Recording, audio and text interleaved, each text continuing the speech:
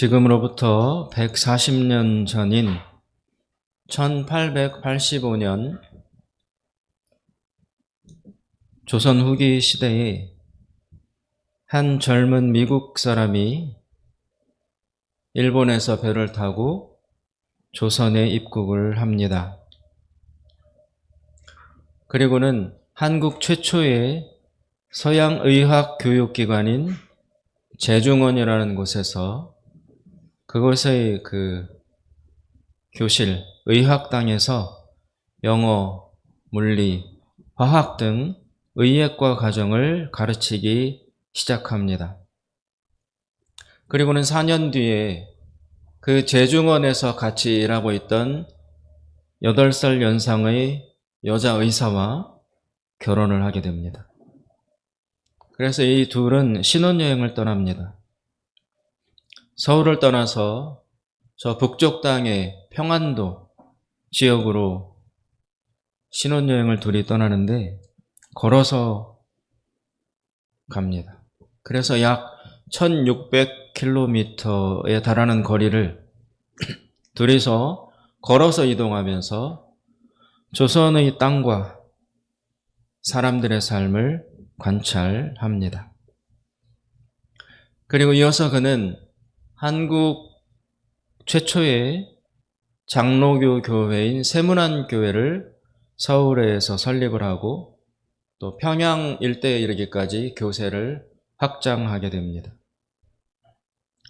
이 사람은 원래 미국에서 인도라는 나라로 선교 활동을 가서 하고자 했으나 선교사 준비생으로 훈련받고 있던 어느 날 조선이라는 동아시아의 생소한 국가에 파견할 선교사 한 명을 찾지 못해서 선교 본부가 애타하고 있다는 소식을 듣고 그 자리에서 인도로 가는 것을 포기하고 조선에 가서 선교 활동을 하기로 결심을 합니다. 그리고 거기서 그는 곧바로 그때 자신과 약혼 상태에 있던 약혼녀에게 자신의 이 결심을 알립니다. 그러자 약혼녀는 이 사람에게 이렇게 질문을 합니다. 그곳에서는 무엇을 먹고 사나요? 이 사람의 대답은 모르겠소. 거기에는 병원은 있습니까? 모르겠소. 그럼 당신은 조선에 대해서 아는 게 도대체 뭡니까? 이 사람이 대답합니다. 내가 아는 것은 오로지 그곳에 주님을 모르는 1천만 명의 민중이 산다는 것뿐이요. 하지만 약혼녀는 이 사람의 이 말을 납득하지 못했고 결국 파혼 통보를 전해옵니다. 그래서 이 사람은 같이 결혼을 해서 조선이라는 나라에 와서 복음을 전하고자 했던 그 푸른 꿈을 포기하고 약혼녀 없이 혼자의 몸으로 조선으로 향하게 됩니다. 그는 그런 과정을 거쳐서 1885년 조선에 선교사로 오게 되었습니다. 이 사람은 누구입니까? 많이 들어보신 것처럼 바로 한국의 최초 선교사에 포함되는 언더우드라는 사람입니다. 한국교회 선교사 중에 탁월한 선구자 두 사람을 꼽으라면 언더우드와 아펜젤러 두 사람을 이야기합니다.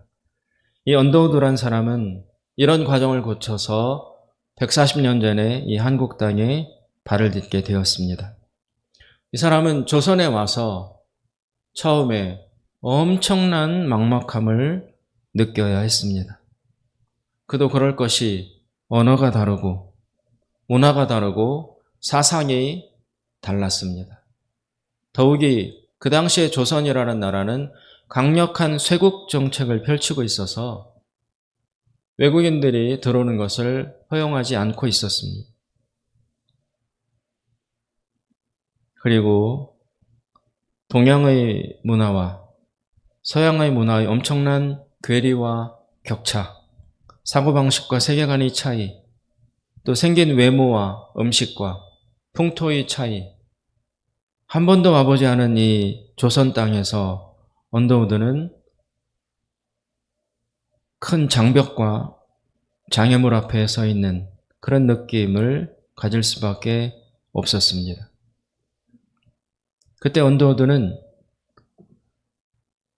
그런 장애물 앞에서 오직 한 가지, 나를 이곳까지 보내신 하나님, 그분을 향한 믿음 하나만을 가지고 있다고 고백하며 자신의 심정을 보여주는 기도문 한 편을 남깁니다. 그래서 언더우드의 기도라는 제목으로 지금 우리나라의 면면이 이 사람이 드렸던 기도가 전해져 내려오고 있습니다. 그런데 이게 사실 실제로 언더우드가 이렇게 기도했다는 것일 수도 있고, 또 다른 면에서 보면 정년이라는 작가가 양화진이라는 한국 선교사들이 많이 묻혀있는 그 무덤, 거기에 얽혀있는 선교사들의 이야기를 쓴 소설이 있었어요. 그 소설에서 이 작가가 꾸며낸 허구다. 그 작가가 언더우드의 이때 당시 심정을 미루어 짐작해서 이렇게 썼던 픽션의 기도문이다라는 말도 있습니다. 어떤 것이 정설인지 모르겠지만 어쨌든 이 기도문 가운데는 그때 당시 언더우드가 조선 땅에 서서 어떤 심정을 가졌는지, 어떤 마음을 느껴야 했는지가 잘 나타나 있습니다. 제가 언더우드가 드렸다는 기도를 한번 읽어드리도록 하겠습니다. 이렇게 시작이 됩니다. 주님, 지금은 아무것도 보이지 않습니다. 메마르고 가난한 이곳 조선 땅, 나무 한 그루 시원하게 자라오르지 못하고 있는 이 땅에 저희들을 옮겨와 심으셨습니다. 그 넓고 넓은 태평양을 어떻게 건너왔는지 그 사실 자체가 기적입니다. 지금은 아무것도 보이지 않습니다. 보이는 것은 그저 고집스럽게 얼룩진 어둠뿐, 어둠과 가난과 인습에 묶여있는 조선 사람뿐입니다. 그들은 왜 묶여있는지도 고통이라는 것도 모르고 있습니다. 고통을 고통인 줄 모르는 자에게 고통을 벗겨주겠다고 하면 의심부터 하고 화를 냅니다. 조선 남자들의 속셈이 보이지 않습니다. 이 나라 조정의 내심도 보이질 않습니다. 가마를 타고 다니는 여자들을 영영 볼 기회가 없으면 어쩌나 합니다. 조선의 마음이 전혀 보이지 않습니다. 그리고 저희가 해야 할 일이 보이지 않습니다. 그러나 주님, 순종하겠습니다. 겸손하게 순종할 때 주께서 일을 시작하시고 그 하시는 일을 우리들의 영적인 눈으로 볼 수 있는 날이 있을 줄 믿습니다. 믿음은 바라는 것들의 실상이요 보이지 않는 것들의 증거라고 하신 말씀을 따라 조선의 믿음의 앞날을 볼 수 있게 될 것을 분명 믿습니다. 지금은 우리가 황무지 위에 맨손으로 서 있는 것 같사오나, 지금은 우리가 서양 귀신이라고 손가락질을 받고 있사오나, 여기의 자녀들이 우리의 영혼과 하나인 것을 깨닫고 하늘나라의 한 백성 한 자녀임을 알고 눈물로 기뻐할 날이 있음을 믿나이다. 지금은 예배드릴 예배당도 없고 학교도 없고 그저 이곳의 모든 사람들로부터의 경계와 의심과 멸시와 천대함만이 가득한 곳이지만 이곳이 머지않아 은총의 땅이 되리라는 것을 믿습니다. 주여, 오직 제 믿음을 붙잡아 주소서. 아멘. 언더우드는 이런 기도문을 남겼습니다. 오늘 이 시편 90편의 본문 말씀을 읽으면서 저는 이 언더우드의 기도문이 떠올랐습니다. 이 시편 90편은 그 1절 맨 윗부분에 보시면 이런 단서가 나옵니다. 하나님의 사람 모세의 기도. 그래서 이 시가 모세가 쓴 기도문이라는 것을 우리가 알 수 있습니다. 어쩌면 이 시는 모세가 남긴 유일한 시라고 볼 수 있습니다. 어떻게 전해졌는지는 모르지만 구전으로 이 기도문이 전해져 내려오다가 나중에 그 이스라엘이 포로로 잡혀갔을 때 혹은 그 이후에 돌아와서 이 성경을 편집한 편집자가 뭐 다윗의 시, 아삽의 시, 뭐 여러 사람들이 남긴 시를 다 모아서 편집할 때 아마도 이 전해져 내려오는 모세가 남긴 유일한 기도 이 한 편인 시편 90편을 채록해서 150편 안에다가 포함시킨 것으로 보입니다.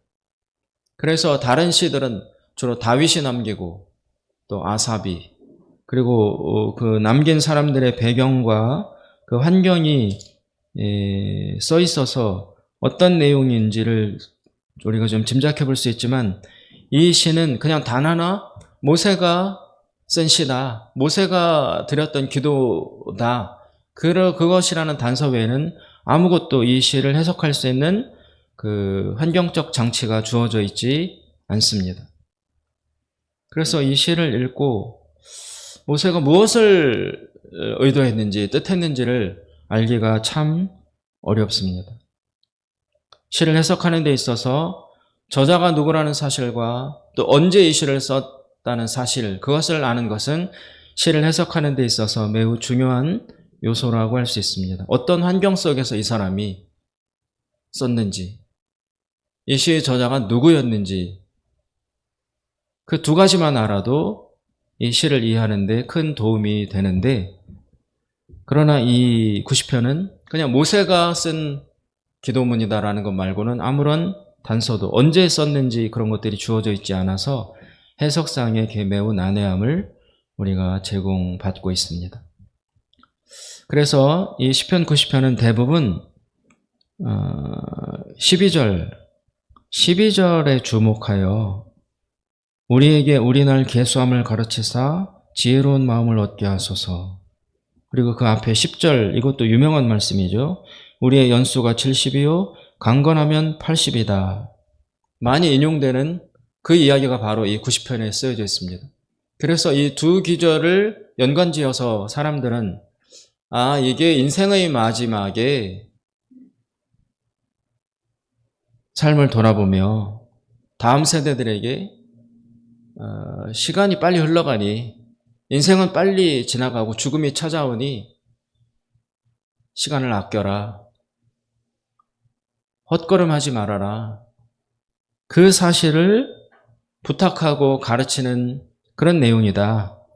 시간이 흘러가기 전에, 죽음이 다가오기 전에 빨리 하나님을 믿고 알고 모심으로써 이 덧없이 지나가는 인생 가운데 헛되이 보내지 말고 다음 생을, 하나님의 심판을 잘 준비하는 지혜로운 자가 되어라 라는 그런 입장에서 마치 전도서와 비슷한 그런 교훈을 주는 시라고 대부분 해석하고 있습니다. 맞는 해석이라고 생각합니다. 그러나 이 시를 잘 읽어보면 과연 모세가 그 이야기를 하려고 했던 것인가 다시 또 질문을 하게 되기도 합니다. 저는 이 시 90편을 계속 읽어보면서 좀 다른 관점에서 이 시를 보아야 하지 않는가 생각하게 되었습니다. 아마 이런 해석은 제가 혼자 유일하게 하는 것 같은데요. 같이 한번 살펴보시면 좋겠습니다. 이 시의 앞부분을 보면 제가 보기에는 모세의 초조함이 읽혀지는 것 같습니다. 1절에서 2절까지는 모세가 전통적인 이스라엘의 하나님에 대한 신앙을 고백하고 있습니다. 주여 주는 대대에 우리의 거처가 되셨나이다. 이 거처는 피난처라는 뜻에 가깝습니다. 2절은 창조주 하나님에 대한 믿음을 고백하고 있습니다. 산이 생기기 전, 땅과 세계도 주께서 조성하시기 전, 곧 영원부터 영원까지 주는 하나님이시니이다. 그리고 5절에 보면 주께서 그들을 홍수처럼 쓸어가시나이다. 그들은 잠깐 자는 것 같으며 아침에 돋는 풀 같으니이다. 이 홍수 이야기하는 것으로 볼 때 노아 홍수를 언급하고 있는 것으로 보입니다. 그래서 전통적인 이스라엘 백성의 여호와에 대한 신앙을 고백하고 있는데 그 전제 위에서 그러나 3절부터 6절까지를 보면 모세가 하나님의 은혜 안에 지금 기쁨으로 평강함으로 서 있다기보다는 어떤 초조함, 조급함 같은 것에 시달리고 있다는 느낌을 받습니다. 3절에 주께서 사람을 티끌로 돌아가게 하시고 말씀하시기를 너희 인생들은 돌아가라 하셨습니다. 4절 주의 목전에는 천년이 지나간 어제 같으며 밤의 한순간 같을 뿐임이니이다. 5절 그들은 잠깐 자는 것 같으며 아침에 돋는 풀 같으니이다. 풀은 아침에 꽃이 피어 자라다가 저녁에는 시들어 마르나이다. 이 이스라엘에 있는 중동 땅은 햇빛이 너무 강렬하기 때문에 꽃이 아침에 피었다가 저녁에는 시들어 버려요. 우리나라는 꽃이 그래도 한 며칠을 가는데 이 뜨거운 열사의 땅 거기에는 뜨거운 햇빛을 견디지 못해서 꽃이 하루 사이에 피었다 지는 모습을 볼 수 있습니다. 그래서 모세가 볼 때 되게 허무하다. 인생이 금방금방 지나간다. 하나님은 전능하시고 위대하시고 영원하시지만 그러나 우리 인간들은 너무 더덥다. 아침에 피었다가 저녁에 시들어 살아 없어지는 저 풀과 다름없지 않느냐. 그런 인생의 허무와 어떤 덧없음 이런 것을 고백하고 있는 것처럼 읽혀집니다. 모세는 왜 이런 생각을 하게 되었을까요? 모세는 아마도 주변에 가깝던 사람들이 한 명씩 한 명씩 죽음을 향하여 떠나간 경험을 해온 것으로 보입니다. 친하고 가깝고 의지했던 사람이 하나 둘씩 죽음을 겪어왔습니다. 그리고 이제 어쩌면 자신 역시 죽음을 예측해야 하는 다른 사람들이 거쳐 지나갔던 그 나이대에 근접하고 있는 것이 아닌가 싶습니다. 왜냐하면 10절에 보시면 우리의 연수가 70이요 강건하면 80입니다. 왜 이 70과 80을 언급할까? 지금 모세는 어쩌면 80을 앞두고 있는지도 모릅니다. 자기가 살펴보았을 때 주변에 있는 대부분의 사람들이 거의 70을 넘기지 못하고 죽거나 그 중에 조금 건강한 사람은 80 언저리까지 살다가 그 이상을 넘어서지 못하고 다 이 세상을 떠나는 모습을 보고 살아왔고 이제는 자신조차도 강건한 편에 속하는데 자기도 80 언저리에 접어들면서 나도 얼마 남지 않았다. 나도 예외 없이 이 세상을 떠날 시간이 다가오고 있다라는 그 생각 앞에 서 있으면서 어떤 조급함, 초조함, 나이가 이제 80이 되어서 이 세상을 떠나갈 때가 되었는데 나는 무엇을 남겼나? 내가 무엇을 했는가 돌아보며 어떤 회한 같은 것들을 느끼고 있는 것이 아닌지 모르겠습니다. 그는 왜 조급함을 느낄까요? 그는 왜 회한을 느낄까요? 10절에 우리의 연수가 70이요 강건하면 80이라도 그 연수의 자랑은 수고와 슬픔뿐이요 신속히 가니 우리가 날아가나이다. 9절 뒷부분 보면 우리의 평생이 순식간에 다하였나이다. 모세는 어떤 삶을 살아왔습니까? 모세는 지금 80인데 80년 전에 애굽에서 종살이 하던 히브리인 부모 중에서 태어났습니다.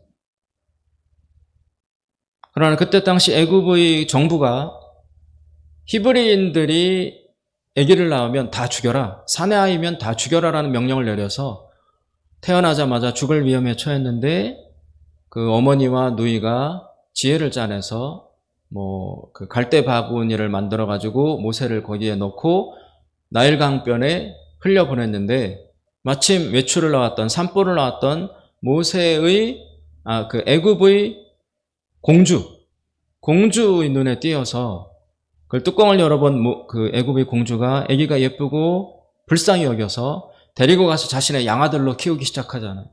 그래서 노예의 아들로 태어나서 죽을 뻔했던 모세가 하루아침에 그때 당시 세계 최강대국이었던 애굽이라는 나라의 공주의 양자가 되어서 장차 이 애굽이라는 나라의 정권을 물려받을 수도 있는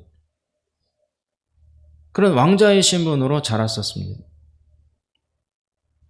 근데 자라면서 자기가 애굽 족속이 아니라 애굽 안의 노예로 살고 있는 히브리 민족의 핏줄임을 알고 자기 민족에 대한 사랑과 애정이 생기기 시작했어요.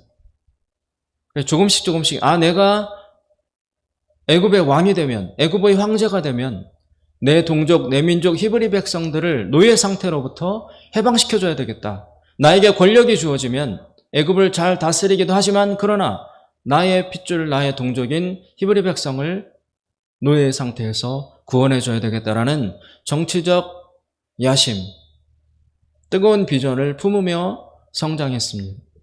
그러다 어느 날 40살 무렵에 그 길을 지나가는데 애굽 사람들이 어떤 히브리 사람 한 명을 무차별 구타하며 짓밟으며 정말 형편없이 사정없이 반죽음이 되도록 짓밟고 두드려 패고 유린하는 것을 보고 인간적으로도 참지 못하고 또 내 동족 히브리 사람이 당하고 있다는 사실에 분개함을 느끼고 정신없이 달려가서 뜯어말리고 평정하려 하다가 그 때리던 애굽 사람을 주먹으로 쳐가지고 그 사람이 거기서 즉사하잖아요.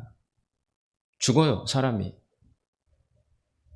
모세는 그 시체를 모래 속에 감추어 두었는데 그게 발각이 돼서 안 그래도 그 노예의 아들이면서 장차 애굽의 후계자가 될 모세를 두고 라이벌 의식을 느끼던 바로의 또 다른 아들, 그 사람으로부터 축출당해서 이 기회에 모세를 제거해야 되겠다라는 그런 정치적 의도로 모세를 추격해오는 그 상태에서 여기 있다가는 죽을 수밖에 없구나. 완전히 나는 여기서 제거될 수밖에 없구나. 그 생각을 알아차린 모세가 급하게 도망가잖아요.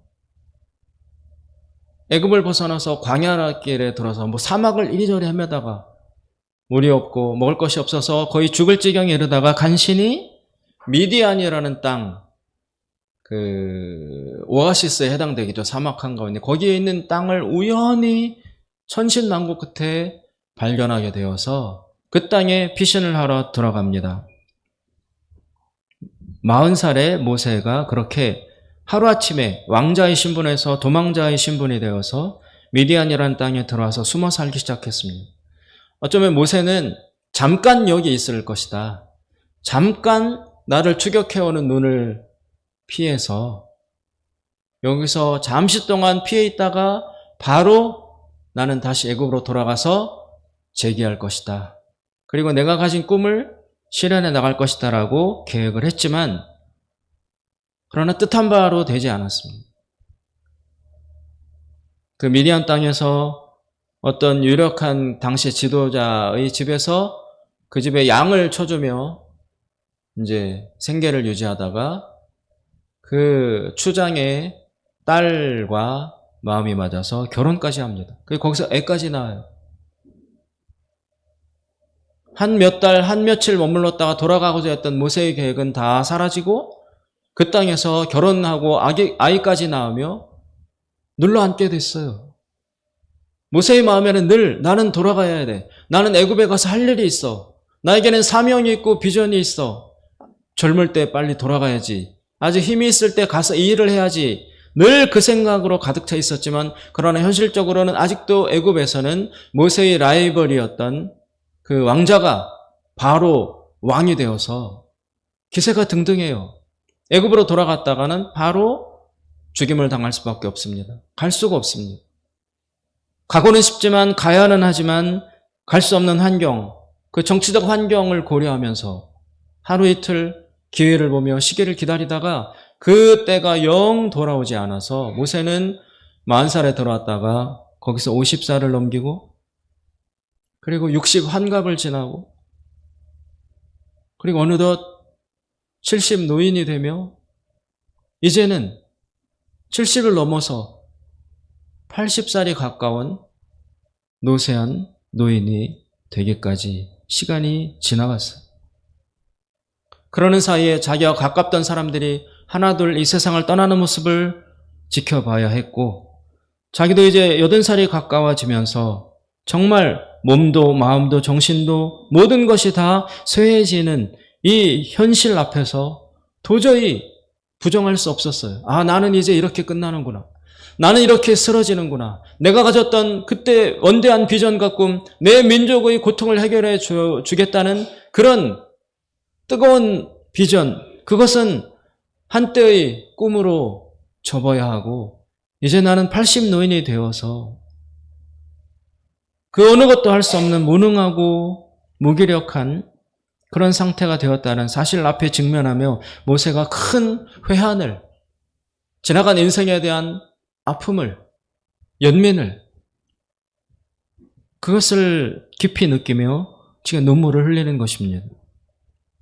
주님, 지나간 날을 돌아보니 나의 평생이 순식간에 지나갔습니다.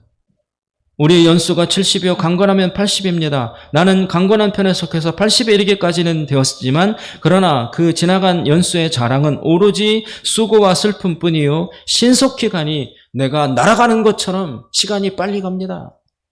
내가 벌써 80입니다.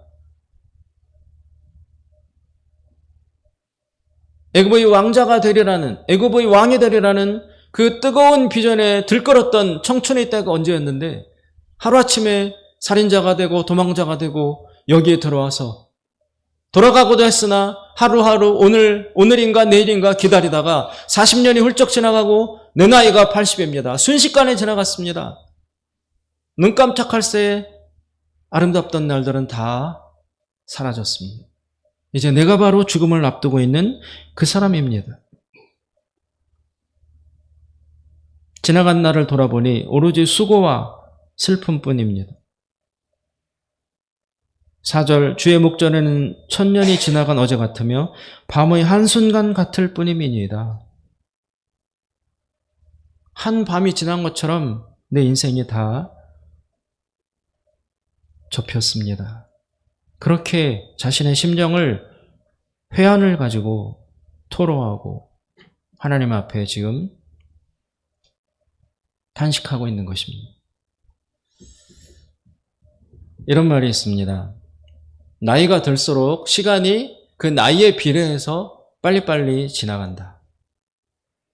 20대면은 시간이 20km의 속도로 지나간다. 20대면 시간이 20km, 차로 달릴 때 20km의 속도로 천천히 지나가.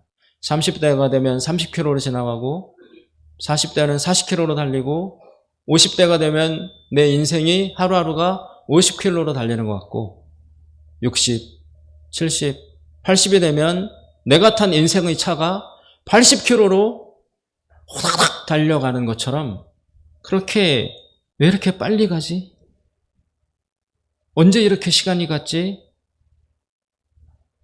그런 느낌을 갖게 된다고 합니다. 지금 나이 80에 되어서 죽음을 바라보는 모세에게 가장 큰 회한은 무엇일까요? 무엇을 가장 안타까워할까요? 무엇을 가장 한탄스러워하며 애통해할까요? 내가 그 일을 했어야 하는데 그 일을 못했다. 나는 그 일을 위해서 태어난 사람인데 전혀 이루지 못했다. 가슴을 치며 통한으로 느끼는 모세의 그 안타까움, 그 회한은 어느 일에 놓여 있을까요? 그것은 바로 이스라엘 백성들입니다. 모세는 타고난 지도자였습니다. 모세는 타고난 목자였습니다. 모세는 타고난 공인이었습니다. 비록 자기가 원하지 않았지만 어떤 환경에 의해서 왕자의 제목으로 길러졌지만 그렇기 이전에 모세는 사실 아버지 어머니가 기도해서 태어난 사람이에요. 그래서 모세의 마음은 자기 개인의 영달과 자신의 개인적인 성공과 야심 이런 것에 지배받는 사람이 아니라 공적인 것, 민족과 백성과 국가 전체를 향한 지도자적인 마음을 타고난 사람이라 주님 내 인생이 지나간 게 안타까워서가 아닙니다. 내가 민족의 지도자가 되어서 이 이스라엘 백성들을 노예의 상태에서 해방시키고 구원했어야 되는데 그 일을 내가 못한 것이 그것이 나의 천추의 한입니다. 모세의 마음을 지금 가장 괴롭히고 있는 회한은 바로 내 백성을 구원해내지 못했다. 내 백성을 고통과 슬픔 가운데 남겨둔 채 아무 일도 그들에게 해주지 못했다. 그것이 모세에게 있어서의 가장 큰 아픔이었습니다.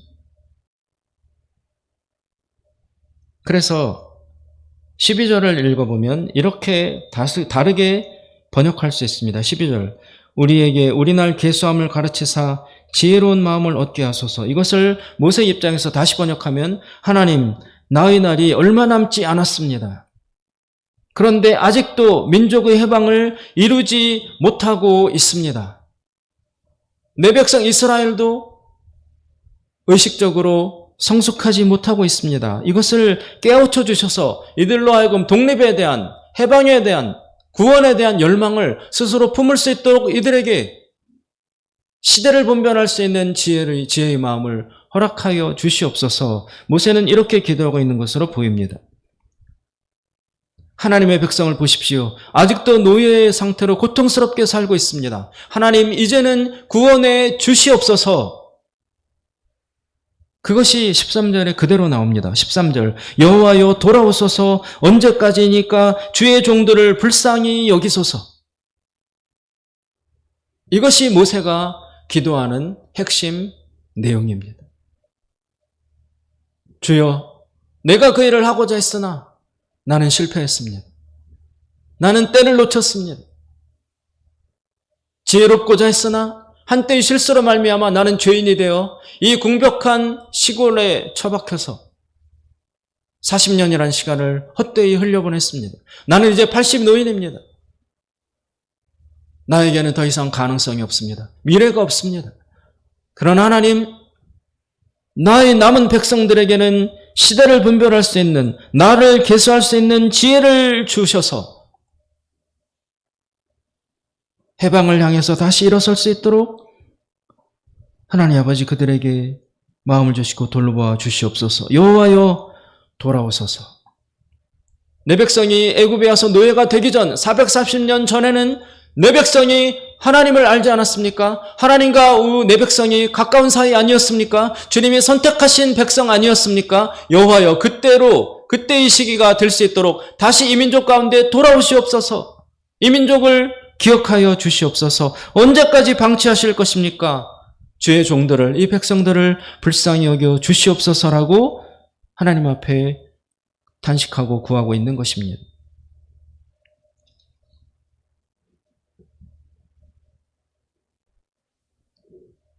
하나님 이제 구원하여 주시옵소서. 그러면서 자기 민족을 생각하며 구체적 내용을 간구합니다. 14절 아침에 주의 인자하심이 우리를 만족하게 하사 우리를 일생 동안 즐겁고 기쁘게 하소서. 하나님 내 백성 일평생 노예로 대대로 살아왔습니다. 언제 행복을 한번 느껴봤고 언제 한번 편안하고 만족한 삶을 살았습니까? 이 백성에게 아침에 주의 인자하심이 찾아오게 하셔서 즐겁고 기쁜 삶, 행복한 삶 살 수 있도록 하나님 은혜 좀 부어 주시옵소서. 그리고 15절 우리를 괴롭게 하신 날수대로와 우리가 화를 당한 연수대로 우리를 기쁘게 하소서. 하나님 430년 동안 이 백성은 종으로 살아왔습니다. 1년도 아니고 10년도 아니고 100년도 아니고 400년 이상이나 이들은 노예로 종으로 착취당하며 살아왔습니까? 불쌍하지도 않습니까? 하나님 소원이 있다면 17절 주 우리 하나님의 은총을 우리에게 내리게 하사 우리의 손이 행한 일을 우리에게 견고하게 하소서. 우리의 손이 행한 일을 견고하게 하소서. 우리의 손이 행한 일을 견고하게 해달라는 무슨 말입니까? 이스라엘 백성이 자기 손으로 심은 것은 자기가 거둘 수 있도록, 그 열매를 자기가 누릴 수 있도록, 내 손으로 일한 일, 내 몸으로 일한 일은 자기가 누릴 수 있도록 제발 허락해 주십시오. 이스라엘 백성은 아무리 노동해도 노동한 열매와 결실이 다 애굽 사람에게로 돌아갑니다. 허무하지 않습니까? 심어도 그들에게 가고, 가꾸어도 그들이 차지하고, 거두어도 그들이 다 착취해가고, 400년 동안 심고 가꾸었으나 내 것으로 누린 경험은 이 백성들에게 단 한 번도 없습니다. 하나님 불쌍하지 않습니까? 여기서 해방시키셔서 자기가 심은 것 자기가 거둘 수 있도록, 내 손으로 일한 것이 있다면 내가 먹을 수 있도록 그 보람을, 그 인간으로서 기본적 기쁨을 누릴 수 있도록 이 백성에게 하나님 긍휼을 한번 베풀어 주시옵소서라고 모세는 부르짖고 있는 것입니다. 그게 바로 이 90편에 나타난 모세의 마음이라고 보입니다.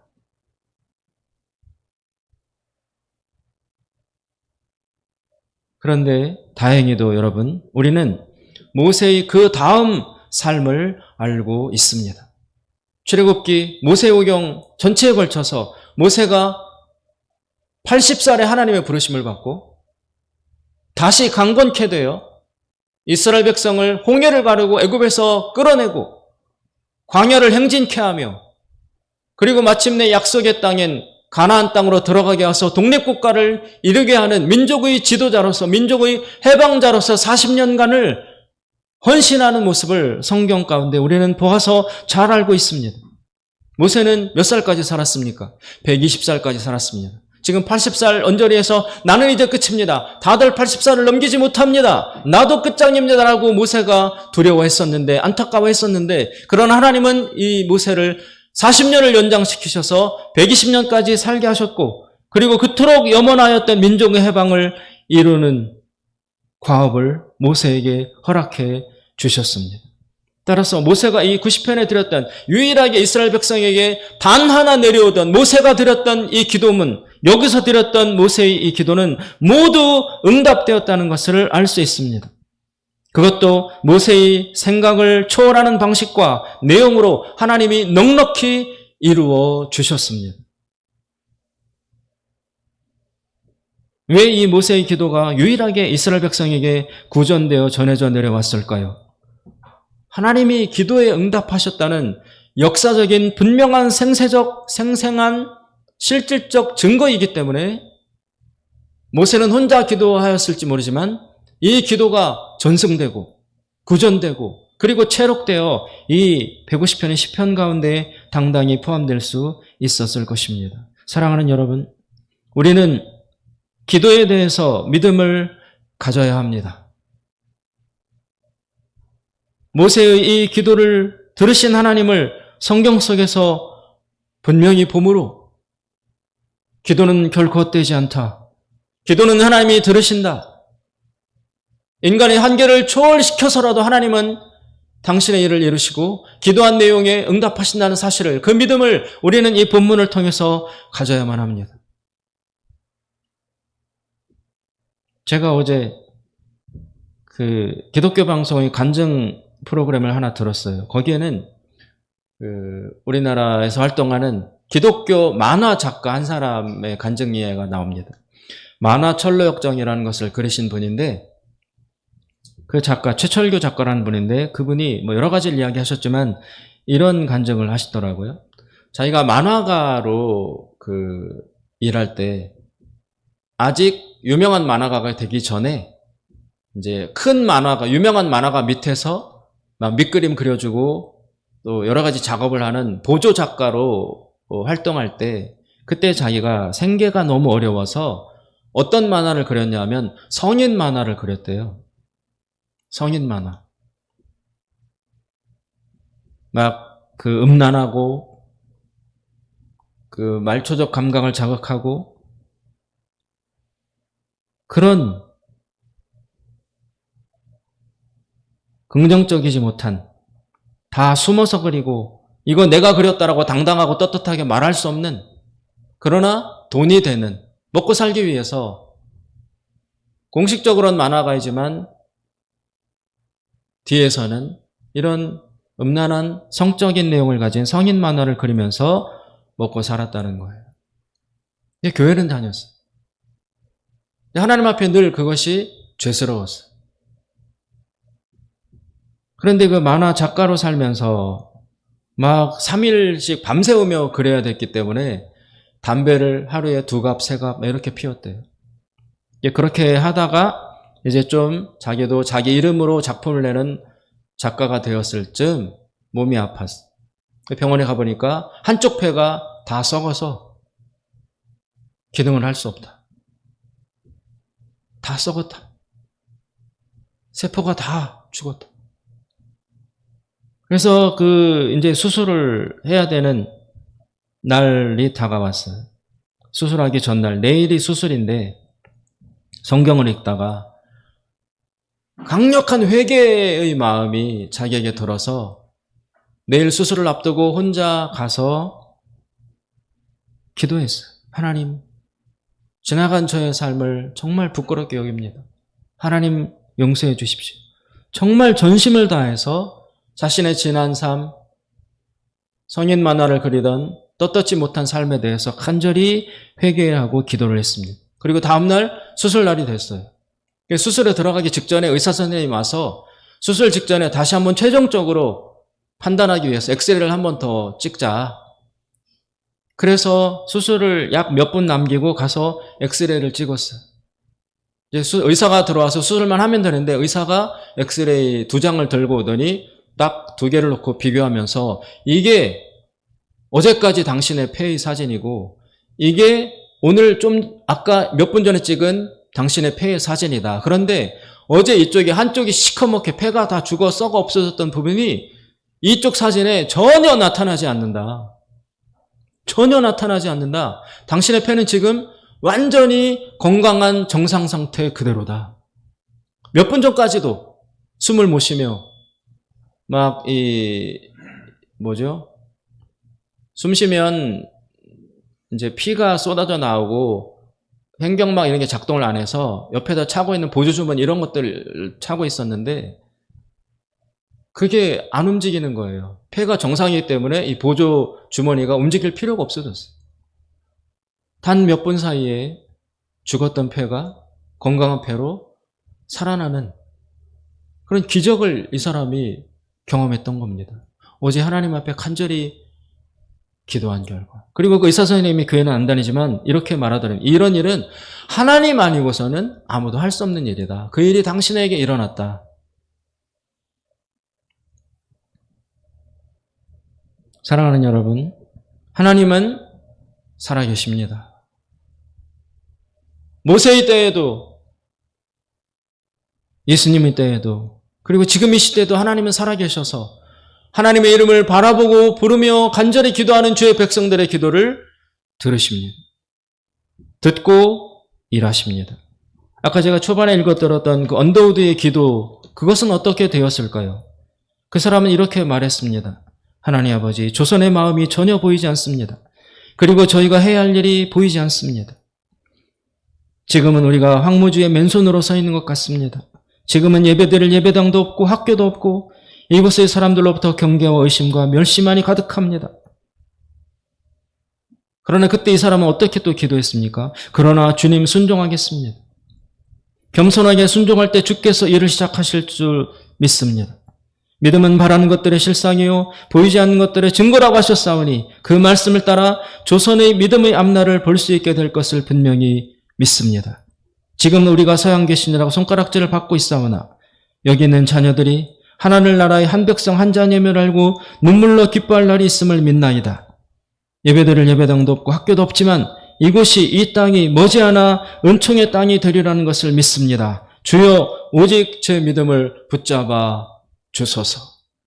언더우드가 140년에 이렇게 기도했습니다. 그리고 그 이후 어떻게 되었습니까? 그 척박하던 땅이 그 완고하던 조선의 백성이 마음을 열고 변화되어 이후 140년의 시간을 거치면서 이 나라는 세계에서도 유례가 없는 주목하는 복음화된 국가가 되었습니다. 지금 교회의 수는 5만 개를 헤아립니다. 언더우드가 140년 전에 예배드릴 예배당 하나 없었다고 탄식했던 이 땅에 무려 5만 개의 예배당이 땅 곳곳을 가득 채우고 있습니다. 사랑하는 여러분, 역사 속에서 하나님은 기도에 응답하신다는 사실이 증명되고 있습니다. 모세가 드렸던 이 단식의 기도 하나님이 들으시고 이스라엘 백성을 구원해 내셨습니다. 언더우드가 드렸던 그 기도 하나님이 들으셔서 이 땅을 이렇게 변화시켜 주셨습니다.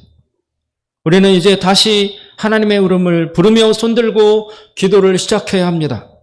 모세가 12절 이렇게 기도하지 않습니까? 13절 여호와여 돌아오소서, 여호와여 돌아오소서, 주님의 백성들을 불쌍히 여겨 주시옵소서. 하나님은 주여 한마디에도 응답하시는 분입니다. 긴 말 하기 어려울 때, 기도가 안 나올 때 단순히 주여라고만 불러도 하나님은 일어서셔 우리를 위해서 일하시는 분입니다. 사랑하는 여러분, 기도하십시오. 다시 기도의 자리에 나아가십시오. 시편 전체를 바라보는 6월 한 달 동안 하나님은 줄기차게 기도하라, 기도하라 라고 우리에게 한 달 내내 말씀하고 계십니다. 이 음성을 들으면서도 기도하지 않는다면 그 결과는 누구의 책임이고 누구의 손실이겠습니까? 다시 믿음을 바로잡아서, 믿음은 보이지 않지만 그것을 확실하게 확증해 들 수 있는 증거이고,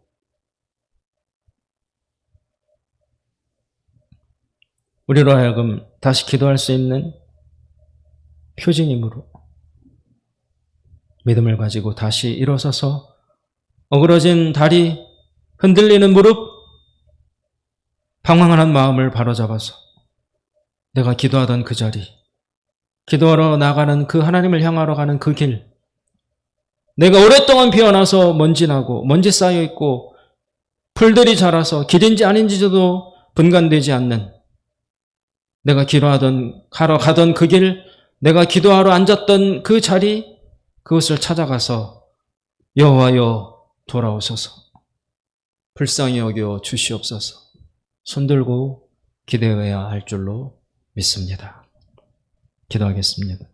살아계신 하나님 아버지, 우리의 연수가 70이요 강건하면 80이라도 그 연수의 자랑은 수고와 슬픔뿐이요 신속히가니 우리가 날아가나이다.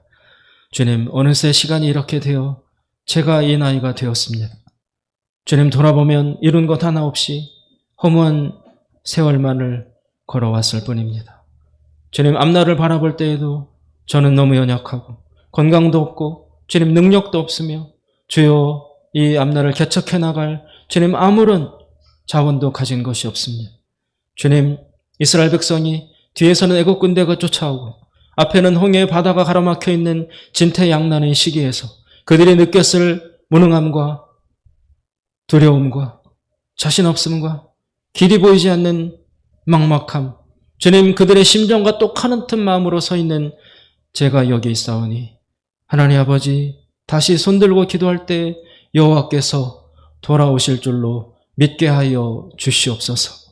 이 믿음 가지고 다시 여호와의 이름을 부르며 기도하는 제가 되게 하여 주시고, 이 기도를 통하여 다시 일어서 전진해 나갈 수 있도록 하나님 아버지 주님 우리에게 기도의 영을 부어 주시옵소서. 예수님의 이름으로 기도드리옵나이다. 아멘. 다 같이 자리에서